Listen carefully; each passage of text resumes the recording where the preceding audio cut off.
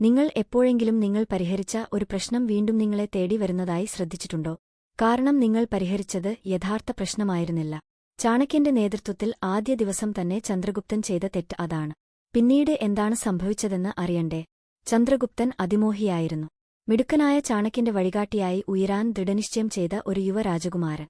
പരിശീലനത്തിന്റെ ആദ്യ ദിവസം തന്നെ ചാണക്യൻ ഒരു ലളിതമായ ജോലി നൽകി.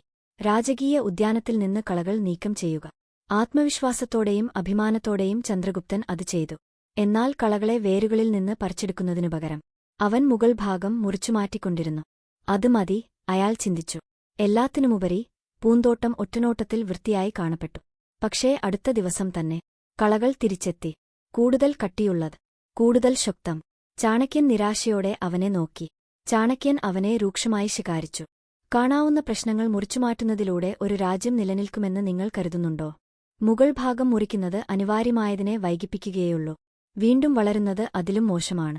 നിങ്ങൾക്ക് ഒരു രാജ്യം ഭരിക്കണമെങ്കിൽ, അല്ലെങ്കിൽ നിങ്ങളുടെ സ്വന്തം ജീവിതം, നിങ്ങൾ വേരിനെ ആക്രമിക്കണം.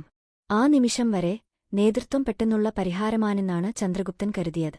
എന്നാൽ ഇപ്പോൾ അദ്ദേഹം മനസ്സിലാക്കി, യഥാർത്ഥ ശക്തി ഒരു പ്രശ്നത്തിന്റെ കാതൽ മനസ്സിലാക്കുന്നതിലാണ്. അതിനാൽ ഏറ്റവും വലിയ നേതാക്കൾ ലക്ഷണങ്ങളോട് പോരാടുക മാത്രമല്ല ചെയ്യുന്നത്, അവർ ആഴത്തിൽ കുഴിക്കുന്നു. ഉറവിടത്തിൽ എത്തുന്നതുവരെ അവർ എന്തുകൊണ്ട് എന്ന് ചോദിക്കുന്നു. കാരണം അപ്പോൾ മാത്രമേ യഥാർത്ഥവും ശാശ്വതവുമായ മാറ്റം സംഭവിക്കൂ. ചാണക്യന്റെ ആദ്യ പാഠം പൂന്തോട്ടപരിപാലനത്തെക്കുറിച്ചായിരുന്നില്ല, അത് ജീവിതത്തെക്കുറിച്ചായിരുന്നു. അപ്പോൾ അടുത്ത തവണ നിങ്ങൾ ഒരു പ്രശ്നം നേരിടുമ്പോൾ സ്വയം ചോദിക്കൂ, ഞാൻ മുകൾ ഭാഗം മുറിക്കുകയാണോ അതോ വേരുകൾ നശിപ്പിക്കണോ എന്ന്. ഇതാ ട്വിസ്റ്റ്. ഈ പുരാതന ജ്ഞാനം ചക്രവർത്തിമാർക്കോ രാഷ്ട്രീയക്കാർക്കോ മാത്രമുള്ളതല്ല. ലളിതമായ ദൈനംദിന പ്രശ്നങ്ങൾ കൈകാര്യം ചെയ്യുമ്പോഴും ഇത് പ്രവർത്തിക്കുന്നു. വിഷകരമായ സൗഹൃദങ്ങൾ, മോശം ശീലങ്ങൾ, അനന്തമായ ജോലി സമ്മർദ്ദം വരെ. ചന്ദ്രഗുപ്തൻ ഒരു രാജ്യം ഭരിക്കാൻ പഠിച്ചത് വെറുതെയല്ല. പ്രശ്നങ്ങൾ തിരികെ വരുന്നത് എങ്ങനെ തടയാമെന്ന് അദ്ദേഹം പഠിച്ചു.